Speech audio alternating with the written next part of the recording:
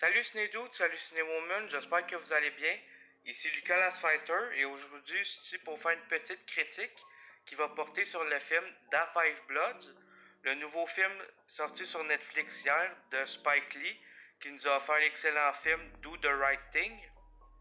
Le film met également en vedette des acteurs tels que Chadwick Boseman, notre cher Black Panther national, comme on dit, Wakanda Forever, et met également aussi en vedette Delroy Lindo, et met également en vedette des acteurs français tels que Mélanie Thierry et Jean Reno.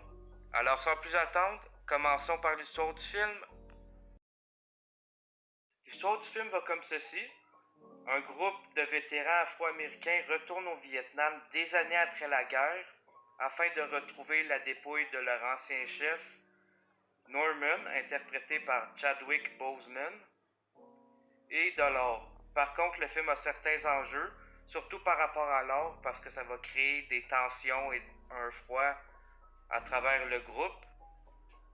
Le film a beaucoup de flashbacks, et c'est là qu'on voit qu'est-ce qui s'est passé pendant la guerre avec le personnage de Chadwick Boseman et sa bande. On retrouve aussi des messages par rapport aux racistes et aux injustices et des références à plusieurs classiques tels que Rambo, Apocalypse Now et même Texas Ranger et même une interview de Mohamed Ali en 1977 quand il a refusé de participer à la guerre du Vietnam. Grosso modo, c'est ça l'histoire du film. Maintenant, passons au point que j'ai aimé du film. Tout d'abord, j'ai beaucoup apprécié les changements d'aspect ratio au film, en particulier pour les scènes de flashback, que selon moi, ça aide beaucoup à distinguer les scènes de flashback aux scènes qui se déroulent au présent, ce qui est une bonne chose en soi et qui rajoute un aspect très intéressant au film. Un autre point que j'ai apprécié, c'est la performance de chaque acteur, que ce soit Chadwick Boseman, Delroy Lindo, particulièrement Delroy Lindo, que comme je vous ai dit tout à l'heure, c'est un homme rongé par la guerre, il y a des problèmes avec son fils, mais il y a également beaucoup de démence, et ça on va le voir pendant le film. Il y a une scène en particulier avec lui que j'ai adoré, ça se passe quelque part à la fin du film. Là, attention, petit spoiler. La scène se déroule comme ceci. Dans le fond, après que le personnage de Delroy se soit disputé avec le groupe, il les quitte, il part de son bord tout seul dans la jungle. Il se parle à lui-même par rapport aux injustices qu'il a vécues pendant la guerre, à quel point que les gens lui jouaient dans le dos, etc. Vous avez compris le concept, quoi. Mais de la façon qu'il parlait, on avait l'impression qu'il brisait le quatrième mur, ou si vous voulez, qu'il parlait aux spectateurs directement. Et je trouve que c'est merveilleux comme performance. J'ai vraiment adoré ça.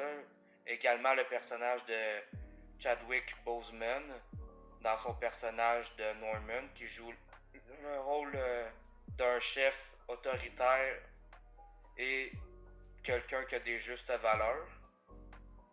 Un autre point que j'ai beaucoup apprécié dans le film, c'est l'aspect visuel du film, des très beaux plans visuels. Et soit dit en passant, la plupart des scènes dans le film ont été tournées au Vietnam.